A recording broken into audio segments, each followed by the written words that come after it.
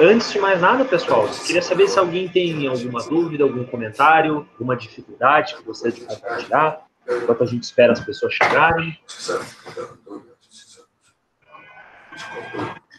Tudo tranquilo? Então, beleza. Né? Pessoal, vamos fazer o seguinte. O professor hoje falou que ia falar um pouco sobre recepção de amostras e análises clínicas na microbiologia. Né? Eu vou, então, começar a falar um pouco sobre isso, né? Se não der tempo, a gente pode continuar na nossa última semana, né? Fiquem tranquilos. Eu só vou pedir para que todo mundo feche o microfone, para que a gente possa...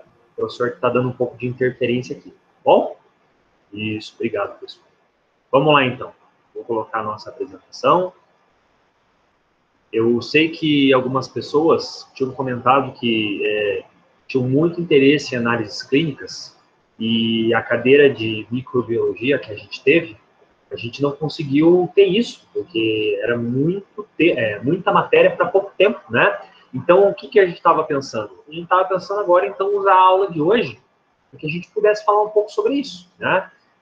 O biólogo, ele está habilitado, como vocês mesmos viram, né? 2 semanas atrás a gente teve o dia do biólogo e a gente pôde ver nas redes sociais, pela internet, todas as atribuições que o biólogo pode ter. Tá? Isso é muito importante, porque a gente, o biólogo, ele pode participar das análises clínicas também, né? Como técnico, como responsável técnico, como analista. Né? Então, isso é importante para que a gente passe por isso e saiba como que a gente trabalha, como que a gente processa as amostras, né? Então, hoje a gente vai falar um pouco sobre coleta de amostras, sobre transporte de materiais e semeadura desses materiais, né? Quer dizer, tem uma suspeita. Como que eu faço para cultivar a bactéria dessa região? Certo? Olha só, a gente tem, num laboratório, 3 fases quando a gente recebe uma amostra, né?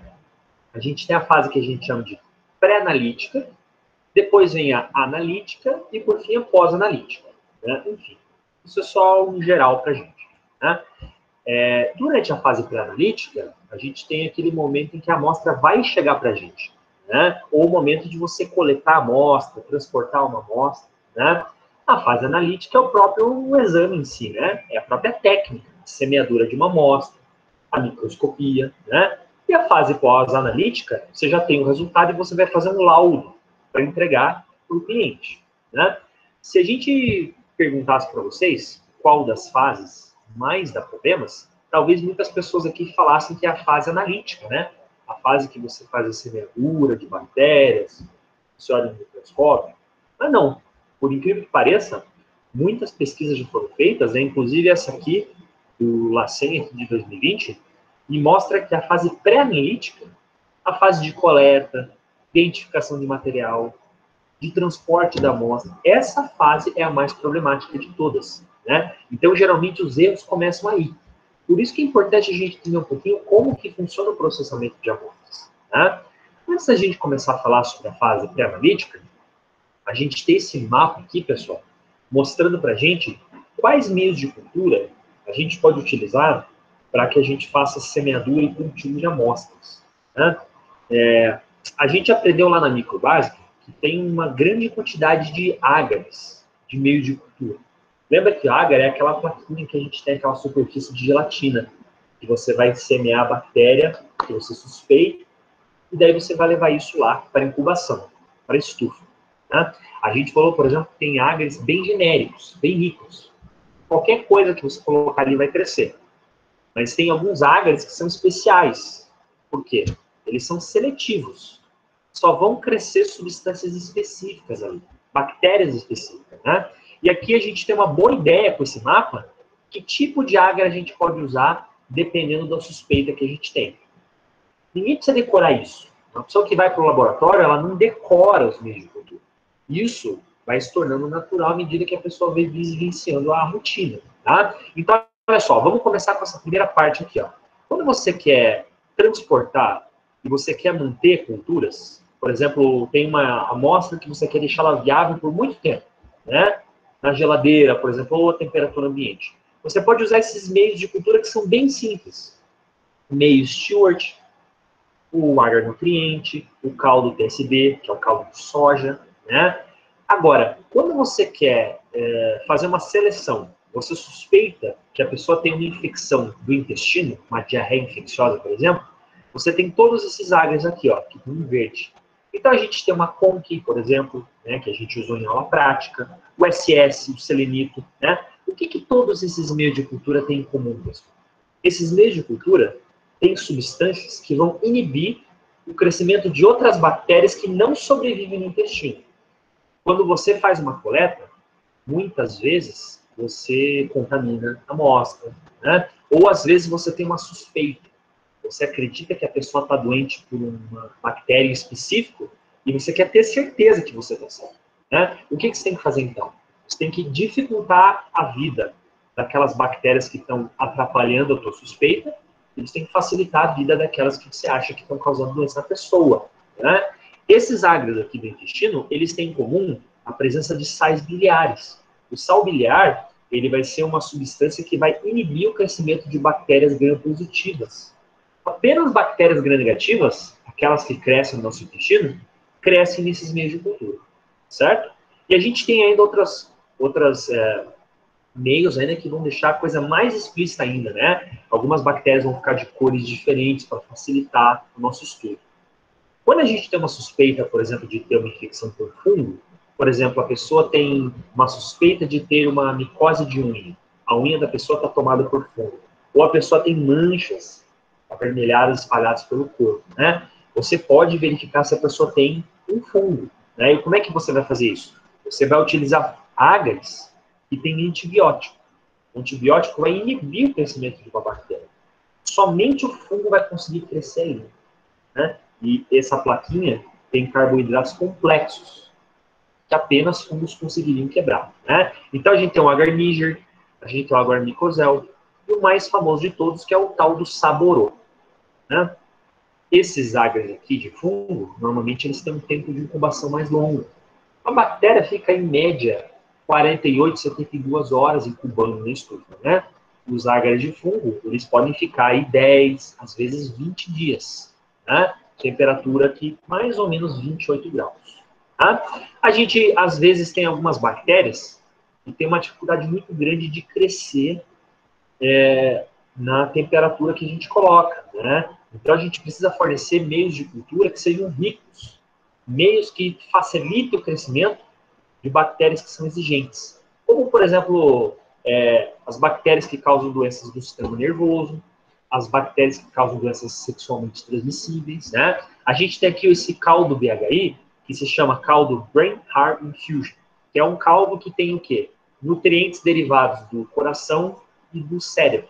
É um caldo rico para as bactérias, é um banquete para elas. Tá? Também tem o agar-sangue, aquele, por exemplo, que é enriquecido com sangue de carneiro. Esse a gente usou, inclusive, na aula de microbásica, né? E a gente tem o agar-chocolate.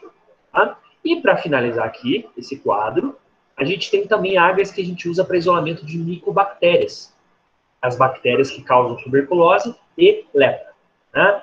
Esses agres aqui são agres que eles são ricos em lipídios para facilitar o crescimento dessas bactérias que são muito exigentes. Tá? Mas a gente agora vai falar um pouquinho sobre coletas de algumas dessas amostras aqui. Né? Isso é algo que é bastante importante para a gente. Por quê? Dependendo da doença que a pessoa tem, a gente vai ter que fazer uma ou outra coisa. Né? Tudo depende da amostra e da suspeita clínica que a gente tem. Né? Olha só, aqui estão listados algumas das amostras que a gente normalmente utiliza na microbiologia. Urina, líquidos orgânicos estéreis, como, por exemplo, o líquido da articulação, líquido sinovial, né? Líquor, que é aquele líquido que banha a medula espinhal, fica aqui, né, no nosso sistema nervoso central, tá? Escarro e amostras respiratórias, fezes, quando você tem uma suspeita da pessoa ter uma diarreia infecciosa, tá? Feridas, abscessos, quando você tem, por exemplo, algumas regiões da pele em que você tem um abaulamento, você tem regiões de aumento, né? Porque você tem ali a coleção de pus, a formação de restos de bactéria, células do sistema imune, isso são feridas, abscessos, tá? Secreção ocular, quando se suspeita que a pessoa tem uma conjuntivite, por exemplo, orofaringe, ouvido, né? Quando você acredita que a pessoa tem uma infecção generalizada, pessoa está com uma febre elevada, por exemplo, está muito debilitada, você pode pegar o sangue da pessoa para cultivá-lo também. Isso se chama hemocultura. E, por fim, quando você não está conseguindo achar qual que é o patógeno em questão, você pode coletar o catéter da pessoa. Aquilo, por exemplo, aquele acesso, aquele equipamento de plástico que você usa para coletar o sangue, para manter a pessoa recebendo soro, né? A gente geralmente utiliza esses plásticos que têm contato com o paciente. Tá? Aqui, nesse slide, a gente tem uma relação de algumas amostras que a gente normalmente não recomenda que sejam utilizadas para cultura. Por quê? No geral, são amostras que estão muito contaminadas. Se você cultiva isso, coloca isso numa plaquinha, geralmente ela vai dar uma contaminação que não tem nada a ver com o agente especial. Tá? Por exemplo, quando você tenta pegar o suave, aquele cotonete que a gente usa para coletar amostras a micro, né? E você tenta, por exemplo, colocar numa região de queimadura, né? Ou quando você, por exemplo, quer pegar o suave e passar numa úlcera, uma região que está machucada daquela pessoa que está muito tempo deitada numa mesma posição, né? Se você já visitou um parente no hospital, na UTI, por exemplo, a pessoa está acamada muitas semanas, você repara que a pessoa começa a ter lesões espalhadas pelo corpo, né? Por quê? A pessoa está muito tempo deitada e a pele da pessoa começa a ficar macerada. A umidade, a falta de movimentação. Geralmente essas feridas que a gente chama de decúbito, né? Elas começam a ficar contaminadas. Né? E não se recomenda que você pegue esse tipo de amostra. Tá? Então, estamos falando de abscesso ao redor do reto, lesões de gangrena, né? Lesões ao redor de lesões dentárias, enfim. Por que isso, professor? Por que essas amostras aqui não são recomendadas? Geralmente elas estão contaminadas. E o ideal é que você faça um aspirado ou você faça uma biópsia. O que é isso? Você colete com uma agulha fina, uma ajuda de uma seringa, você colete, aspire esse material. Né? Então, por exemplo, tem uma pessoa que tem uma amostra de queimadura, em vez de você ficar passando, esfregando suave ali, não vai adiantar muita coisa. Porque a queimadura na parte externa está contaminada. O ideal é que você pegue uma agulha e você aspire um pouco desse conteúdo interno. E esse conteúdo sim você leva para a plaquinha. Ok? Bom, existem alguns cuidados que a gente coloca aqui, que a gente normalmente recomenda para uma pessoa que está fazendo curso de análises clínicas, por exemplo, né? Para que a gente não colete de forma errada. Existem sempre alguns detalhes para a gente evitar, para melhorar um pouquinho a performance do exame, né? Então, primeiro, evitar a contaminação com a microbiota do paciente, isso a gente já falou, né? Sempre interessante usar, por exemplo, higienização, álcool 70 para higienizar ao redor de onde vai coletar, né? Coletar sempre que possível antes da antibiótico terapia, quer dizer, a pessoa lá vai para o hospital porque ela está com uma infecção, ela vai receber um tratamento lá, né? O ideal é que você colete uma amostra antes de você começar a dar antibiótico para a pessoa. Porque muitas vezes você pode mascarar um pouquinho e você pode acabar não entendendo que tipo de doença ela tem. Né? Sempre usar recipientes, copinhos, meios de transporte apropriados. A gente vai falar daqui a pouco sobre isso. Né? Evitar enviar o material o mais rápido possível. Existem amostras, como por exemplo urina, não podem ficar a temperatura ambiente. Quando você coleta, você tem que, em poucas horas, semear essa amostra. Ou, no máximo, levar para refrigeração. Você não pode deixar amostras, por exemplo, de fezes, de urina, temperatura ambiente. Por quê? Essa amostra, por si só, ela já é um meio de cultura. Então, o patógeno já está presente ali, e o que ele vai fazer? Ele vai começar a crescer, né? Ou bactérias que estão contaminadas, que não fazem parte ali da situação, elas vão começar a se proliferar e, no final das contas, você vai achar que a pessoa está doente pela bactéria A, enquanto é a bactéria B que realmente estava causando a doença. Tá? Sempre considerar o estágio da doença na escolha do material, então tem regiões, dependendo do tipo de doença, a pessoa tem que coletar mais amostra ou de outro lugar. Utilizar suaves sem inibidores, geralmente a gente não quer inibir uma bactéria que está presente em pouca quantidade. E outra coisa que parece algo bem bobo, bem banal, mas não é, identificar claramente a amostra, ou seja, dia, horário, região que coletou e o nome da pessoa. Né? Muitas vezes, na pressa, a pessoa ela não identifica corretamente. Às vezes tem um técnico, por exemplo, que tem que se deslocar até o local de coleta. Uma idosa, uma pessoa acamada, que não pode ir até o laboratório, o técnico de coleta que vai ter que ir até lá. Né? Se, por exemplo, a pessoa tem que fazer várias coletas no mesmo bairro, no mesmo dia, se ele não fizer uma anotação certinha, qual amostra qual, aí a gente vai poder ter muitos problemas de interpretação. Tá? Bom, vamos falar um pouquinho de meio de transporte, né, pessoal? Quando você tem que se deslocar até o paciente não vai até o laboratório, você tem que coletar uma amostra biológica dele, né? Obviamente, a bactéria que está no swab, ela não vai aguentar ficar todo o tempo do mundo ali. Você tem que fazer a coleta e correr para o laboratório, né? Porém, existem condições de você deixar essa bactéria viável no meio de cultura. Para isso, a gente usa os meios de transporte, né? Existem alguns meios de transporte que são bem famosos, a gente vai falar aqui. Primeiro, o mais famoso de todos é um meio que a gente chama de meio Stewart. O que é o meio Stewart? Esse aqui, ó. Esse recipiente que você tem ali no finalzinho do tubo, uma gelatina sólida, né? Depois de fazer a coleta de alguma região, você vai mergulhar o swab nesse meio.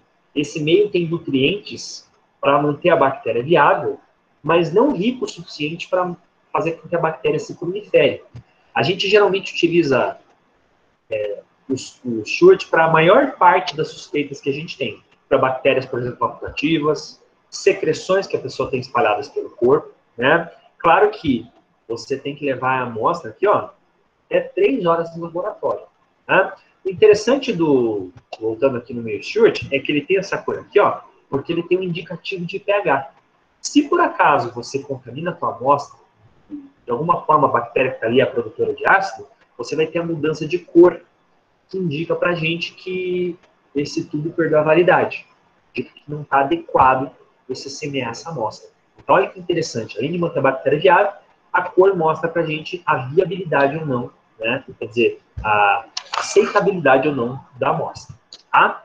Outro tipo de meio de cultura que a gente tem, meio de transporte, né, é aquele que a gente chama de carry bladder. Carry bladder é esse copinho que a gente tem para você transportar fezes. Né? Qual é o detalhe de amostras fecais? As bactérias das fezes são bactérias com baixo requerimento nutricional. Porém, são bactérias fermentadoras. Então, você tem que ter ali substâncias que vão fazer a bactéria fecal ficar viável e impedir contaminantes, que são comuns nas amostras de fezes, né, de se proliferar. Então, para algumas amostras que você tem, você utiliza o meio Stewart, porém, quando você está falando de amostra fecal, aí a gente utiliza o carry bladder. Então, se a pessoa, por exemplo, tem suspeita de ter salmonelose, uma bactéria que causa diarreia infecciosa, a gente vai dar o copinho para a pessoa que tem um meio carry bladder, um meio que é líquido, que faz a bactéria fecal ficar viável. Né? Existem algumas situações em que você tem ali a suspeita de ter uma bactéria anaeróbia, ou seja, uma bactéria que não tolera oxigênio. As pessoas, por exemplo, que têm aquelas amostras de abscesso, que o professor falou, a pessoa tem aquelas regiões inchadas, ou a pessoa tem gangrena, algumas regiões, alguns focos localizados no organismo, que tem tecido morto, né? É muito provável que você tenha uma bactéria anaeróbia, e não suporta a presença de oxigênio. Então não adianta você colocar essa bactéria nesse meio de transporte que é rico em oxigênio. Até você chegar no laboratório, você vai matar essa bactéria. Nesses casos, a gente vai usar um meio de cultura que não tem contato com oxigênio, que é o transporte que a gente chama de meio de Ames. Né? O meio de Ames você pode, por exemplo, utilizar para lesões de abscesso, como o professor falou, gangrena, para lesões periodontais, as bactérias que causam problemas dentários, em sua maioria, são anaeróbias. Então, você pode, com o auxílio de uma seringa, você pode fazer uma aspiração e você pode jogar, né? Esse frasquinho aqui é um frasquinho que ele tem essa tampa de metal, como se fosse aquele frasquinho de penicilina, né? Você pode inocular ali nesse meio de cultura que está desprovido de oxigênio, certo? Bom, antes da gente começar agora a falar dos métodos de coleta, eu queria saber, pela quantidade de informação que a gente falou, se tem alguém com dúvida, alguma curiosidade que gostaria de perguntar? Até o momento, né? Ô, prof, Oi, diga-lhe. quando você falou das feridas, a escara é a mesma coisa? A escara geralmente são focos que a gente tem como é que a gente pode chamar? De formação de crosta. Né? Então, por exemplo, quando a gente fala, o professor não entende muito de pele, né? Mas quando você fala de pele, lesões de pele, você tem muitos tipos de comportamento. Você está se referindo àquela análise, àquela lesão de decúbito que eu estava falando? É isso? Isso, isso. Aí pode ser que seja escara, sim. Pode ser que seja escara. Ah, então tá. É porque eu fiquei pensando, né? Falei, mas eu acho que eu conheço por um outro nome, talvez. Pode ser escara, sim. Né? Decúbito é a posição que a pessoa fica, né? Mas escara é Isso, quando a pessoa fica com aquela pele úmida, pressionou por muito tempo, né? E aquilo vai causando meio de cultura. É, porque normalmente a minha avó, ela, ela ficava muito tempo deitada, né? Então a gente sempre tinha que cuidar, né? Para não surgir as escaras, né, nela. Então a gente sempre estava hidratando a pele, mudando ela de posição. Justo. O que a Ariane falou é algo que é bem comum, né, pessoal?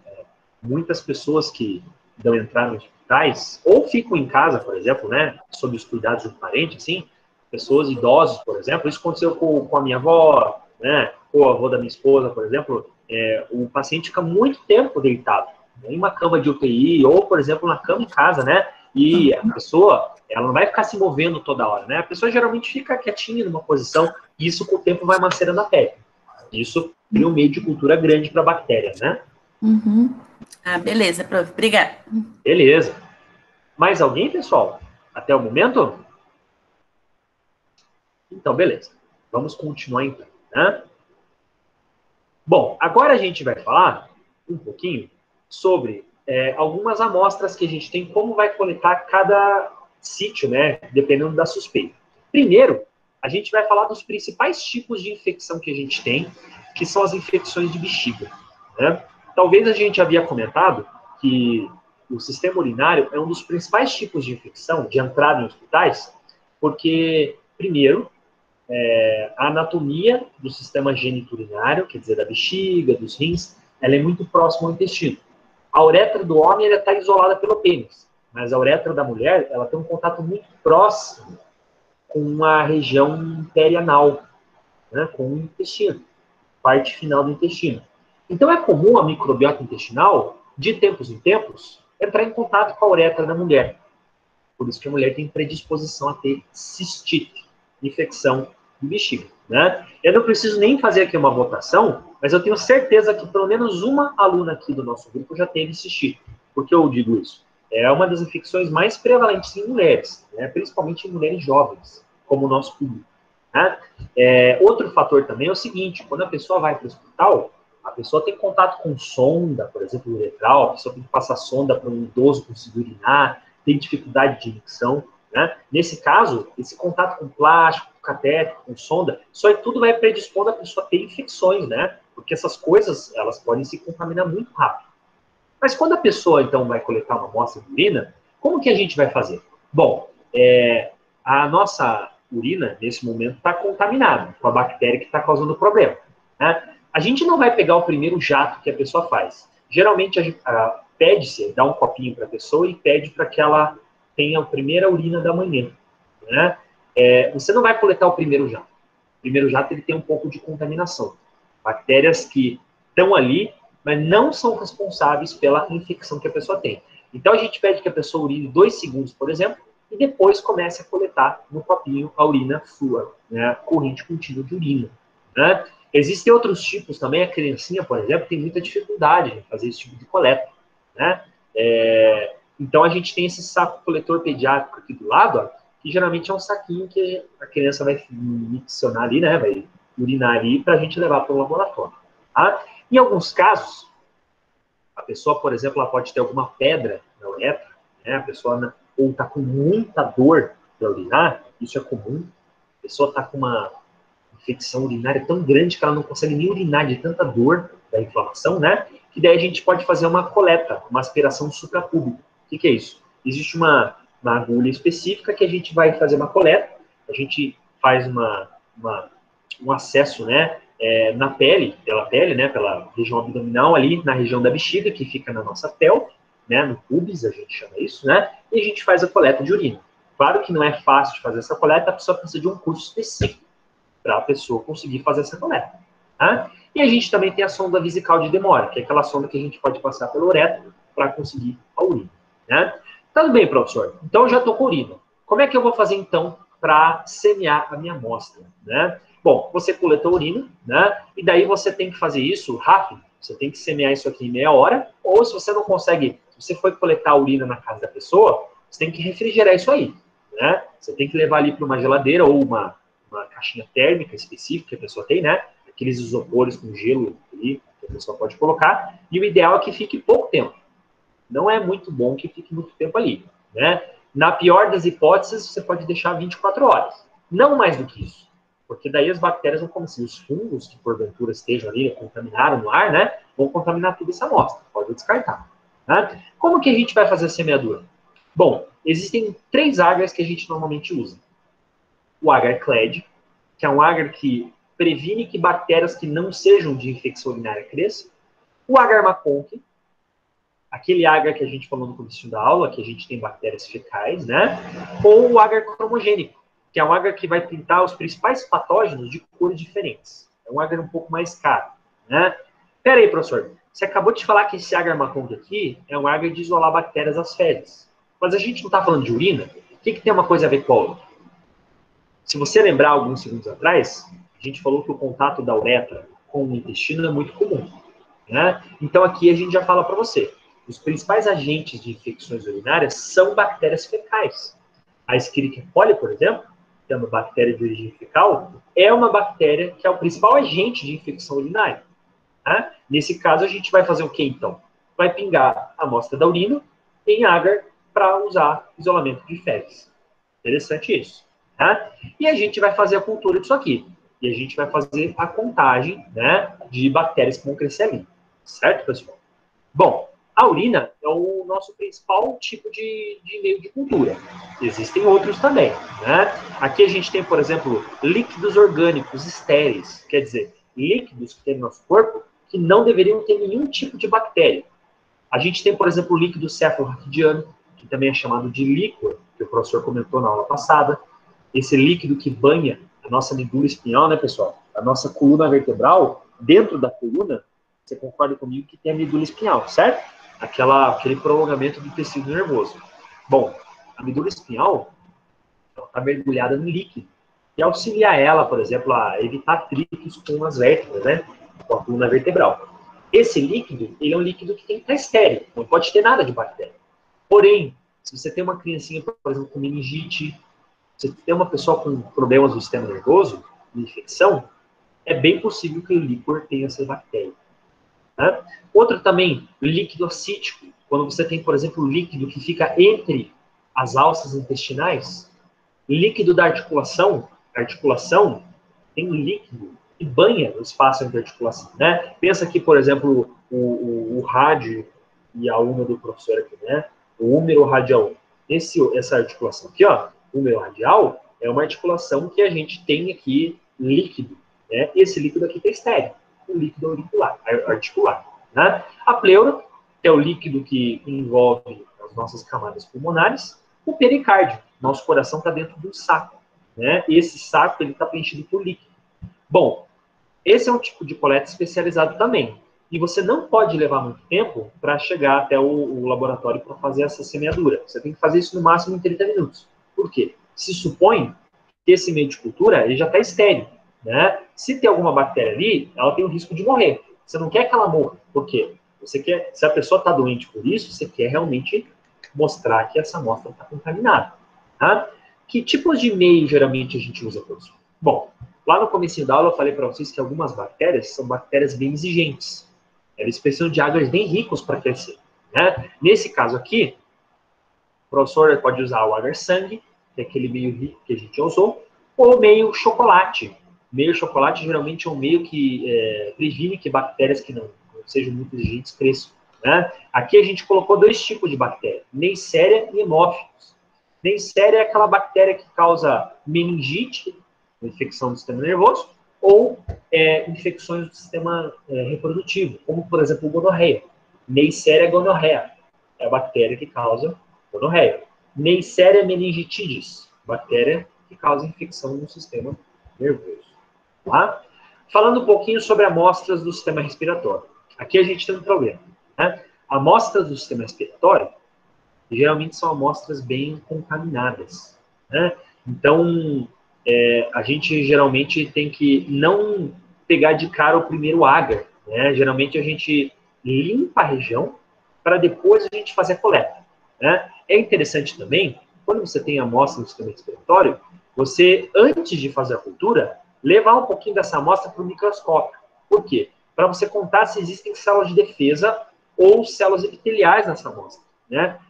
Dependendo da quantidade de células de defesa, você vai ter um grau maior de infecção. Talvez alguém aqui que já tenha feito um laudo, já tenha coletado a amostra para ver se tinha alguma doença, recebeu um laudo em casa, e você viu, por exemplo, que às vezes, dependendo do exame que você faz, você tem uma cruz, duas cruzes, três cruzes, né? Então, por exemplo, presença de bactérias, três cruzes. O que significa isso? Isso é o número de bactérias, ou o número de células de defesa, que foi localizado ali quando a pessoa levou para o microscópio, antes de semear a amostra. Certo? Bom, para a cultura, a gente pode utilizar aqueles dois agars que a gente acabou de citar, porque são bactérias exigentes também, né? O agar sangue ou o agar chocolate. Dois ótimos agars usados para esse tipo de situação, certo? Quando a gente vai falar aqui daquelas feridas de pele que o professor comentou, feridas, abscessos, exudatos, né? Nesse caso, como o professor falou lá no começo da aula, a gente não costuma utilizar suave. Por quê? A superfície dessas feridas, ela é muito contaminada. Nesse caso, o que a gente tem que fazer? A gente tem que primeiro descontaminar as margens e depois a gente coleta com uma seringa e com uma agulha essa região.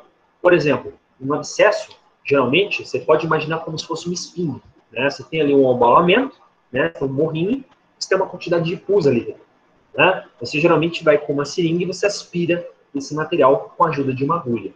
Em alguns casos, você também pode coletar uma biópsia de pele, ou seja, com a ajuda de um bisturi e uma pinça estéreis, você pode fazer uma pequena escarificação naquela região. Aqueles alunos que fizeram aquela aula prática que o professor deu o ano passado, talvez lembrem que algumas pessoas que, por exemplo, tinham amostra de contaminação na pele, a gente usou uma escova de dente ou uma lâmina de bisturi para fazer uma raspagem, né, nas bordas de margens. Também pode fazer isso. Não precisa ser uma biópsia invasiva, né? Você pode fazer uma escarificação ali, te retirar com a ajuda de um perifuro cortante. Certo? Bom, nesse caso aqui, ó, a gente também recomenda alguns detalhes, né? Se você, por exemplo, tem uma bactéria que você suspeita que seja uma bactéria facultativa, que aceita ou não aceita oxigênio, você pode usar um meio convencional de Stewart. Se você está falando de uma bactéria anaeróbia, ou seja, uma bactéria que não gosta de oxigênio, você tem que lembrar de usar aquele meio de transporte que é o meio de Ames. Aquele meio que impede a produção de oxigênio. Tá? Para você realizar isso aqui, é da mesma forma, idêntica do sistema respiratório. Né? Então, amostras de pele vai ser processado da mesma forma. Você, primeiro, olha no microscópio a amostra que você coletou e parte desse material vai para a cultura. Você vai fazer semeadura em agar sangue, agar chocolate. Ou agar macon, se você suspeita de uma amostra fecal. Certo, pessoal? Aqui a gente tem alguns tipos de secreção, né? Quando você tem, por exemplo, corrimento. Né? Quando a gente fala secreção, é isso que a gente quer dizer, corrimento. Né? Você tem, por exemplo, um corrimento ocular, na orofaringe, né? No ouvido, nariz, ou, por exemplo, um corrimento genital. Tá? Nesse caso, é aquilo que o professor falou ali no slide anterior. Parte desse corrimento, ele está muito contaminado, porque teve contato com o meio ambiente. O ideal é que você primeiro faça uma limpeza, para depois, com um outro suave estéril, você fazer uma rotação naquela região. Eu estou falando isso, por exemplo, do ouvido, eu estou falando também da região genital. Existem suaves bem fininhos que você pode usar, por exemplo, para ir na uretra da pessoa, para você, com uma rotação, coletar aquela amostra. Né? Para o olho, você também tem que tirar uma parte, você pode usar com uma gase estéreo, por exemplo, né? Tira aquela remela que está contaminada, por exemplo, e depois você vai na parte interna da pálpebra, por exemplo, né? Essa parte interna aqui, aí sim você pode passar o suave. Né? Para a orofaringe, você tem que expor com um abaixador de língua, por exemplo, um palitinho, né? E daí o suave tem que ir exatamente naquelas regiões de placas, lá atrás. Uma pessoa que já teve infecção de garganta, infecção de orofaringe, né? Talvez já tenha percebido que você fica com toda a região da garganta bem inflamada, bem machucada. Né? Você fica com placas de pus, porque geralmente você tem bactérias produtoras de pus, como estreptococcus envolvido. né? Nesse caso, você tem que levar o teu swab até a região afetada mesmo, lá atrás. Né? Para pesquisa de vírus respiratórios, já que a gente está falando de sistema respiratório, né? Você tem outras suspeitas além de bactéria. Você também tem um vírus, por exemplo. Né? Quando você vai coletar amostras de vírus, você vai utilizar um tipo de swab diferente. Não esse swab convencional. Você vai utilizar o que a gente chama de rayon. Né? O que é o swab de rayon? Geralmente ele tem inibidores que vão prevenir o crescimento de bactérias.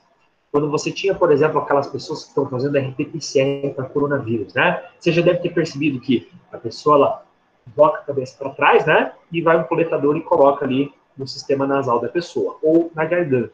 Nesse caso é um swab diferente, que a gente vai levar para depois fazer uma análise molecular, detectar o DNA do vírus, enfim. Mas é a coleta do vírus que você está fazendo ali, certo?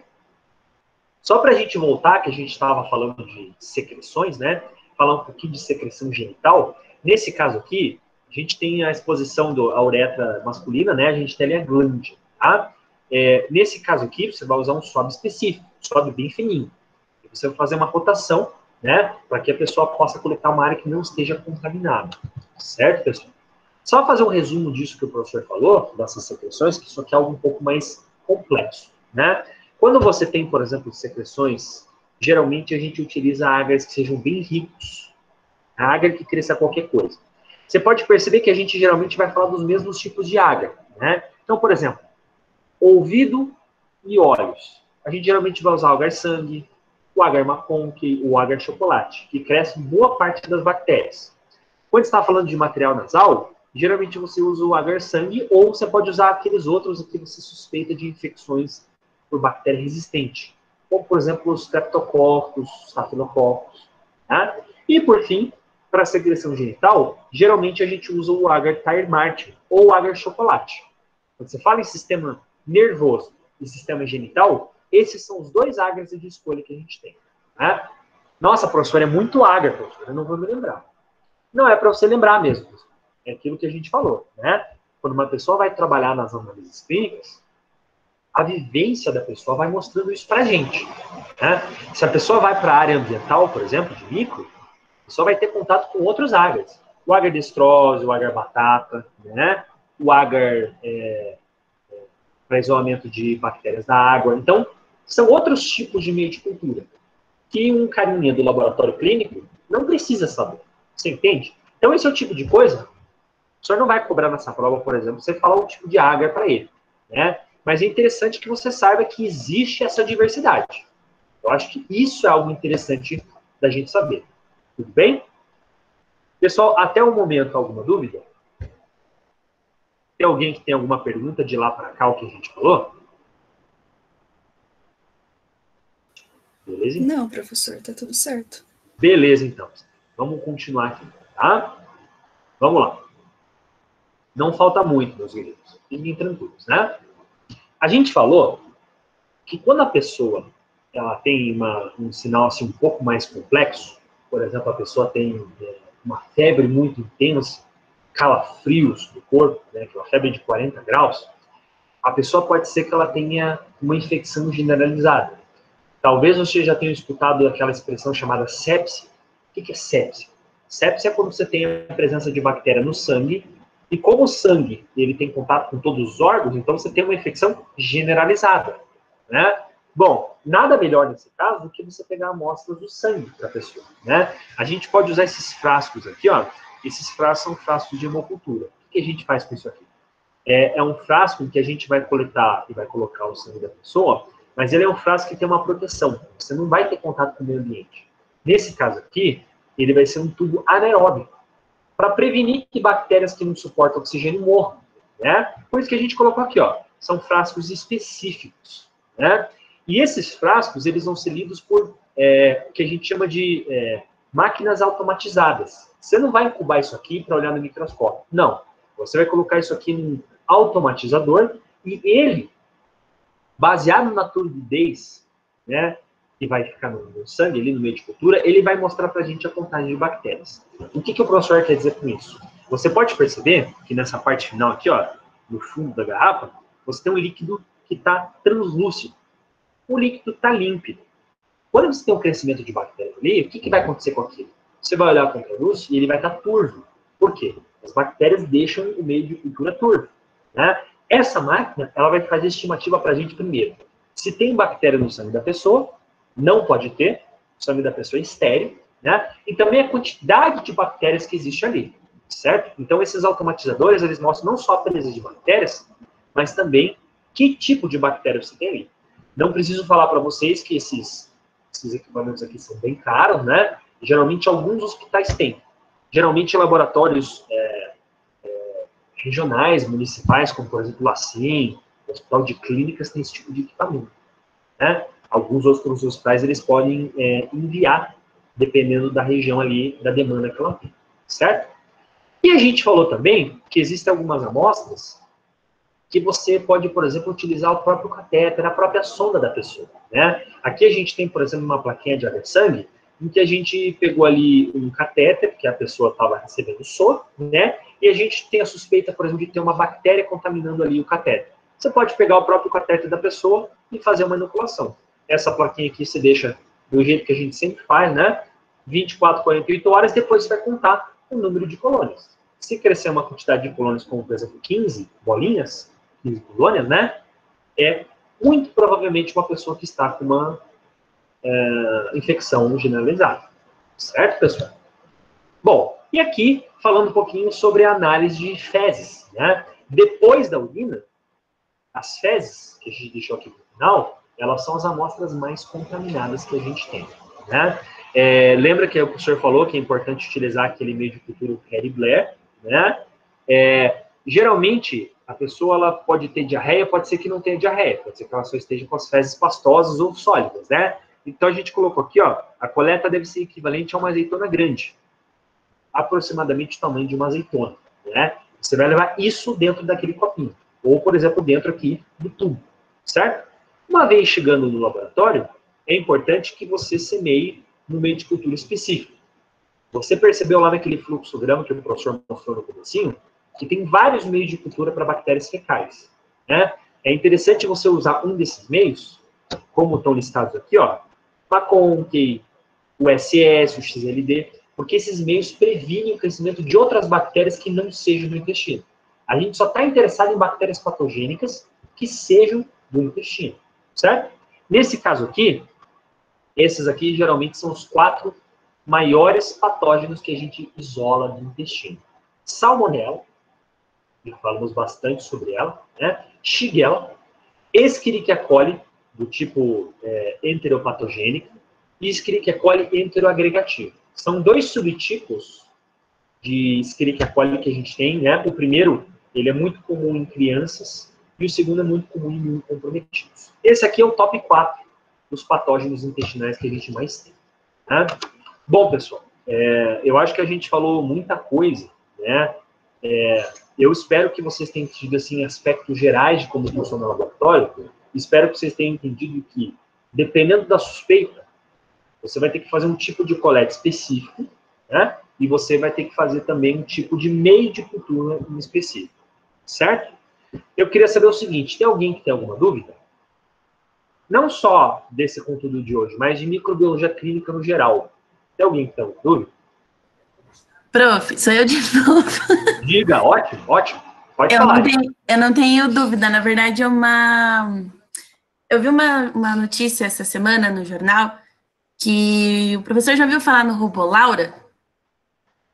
Robolaura. É isso? Não. Isso, Robolaura. É um equipamento que um pai de uma criança que ele perdeu a filha para sepse.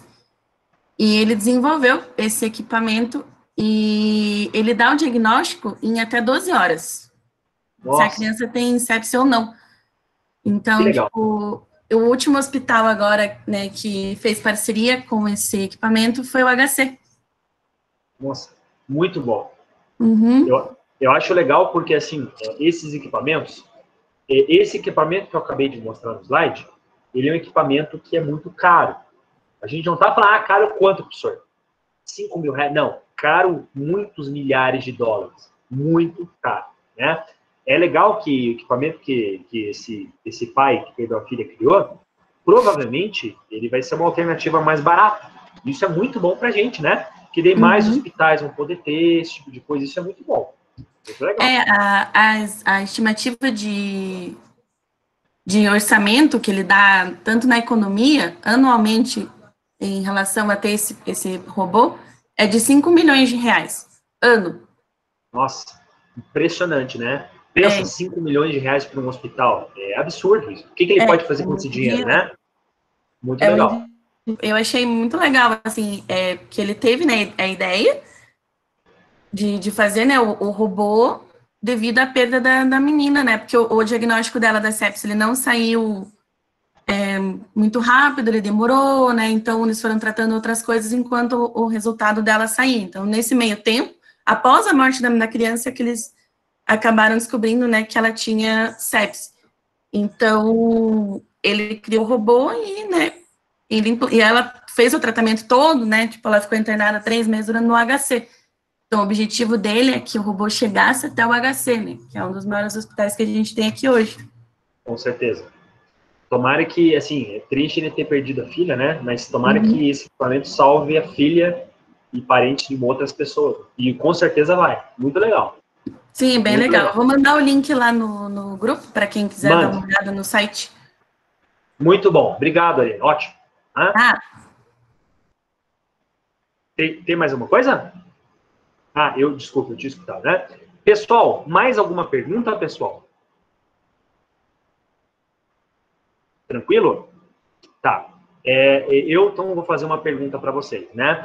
Está programado para que a gente fale na semana que vem sobre imunologia, né? Então, aspectos gerais da imunologia. Eu queria saber se vocês, porém, microclínica, conteúdo que não foi dado para vocês, tem mais ainda. Eu queria saber se vocês queriam que eu fizesse uma parte 2 disso, falasse de identificação química de bactérias, ou se vocês preferem ter imunologia, né? Respondo ali no quadro de mensagens ou fale aí para o professor fazer uma votação.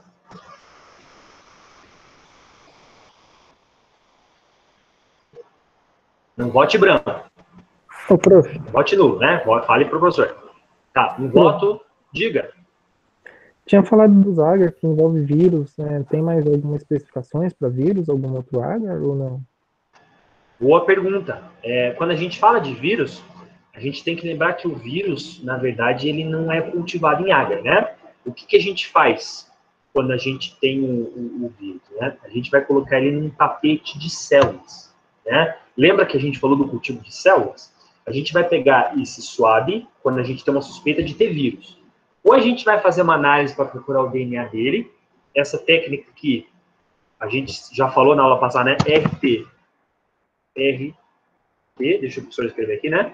PCR, certo? Para você procurar o DNA viral, ou você vai colocar ele, o quê? Num tapetinho com células, numa cultura, uma garrafinha de células, certo? Mas meio de cultura, Robson, propriamente não tem, bom? Beleza, prof. Obrigado. Né? Eu percebi que algumas pessoas votaram, então, pela segunda parte, né? Então, tem 1 voto para imuno, 3 votos para, né? Continuem votando aí as pessoas que estão presentes na turma, que a gente faz um fechamento aí. Vamos ver. Até agora, 3 votos para micro isolamento, 1 voto para imuno.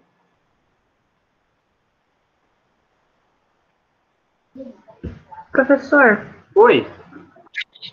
Eu tinha uma dúvida.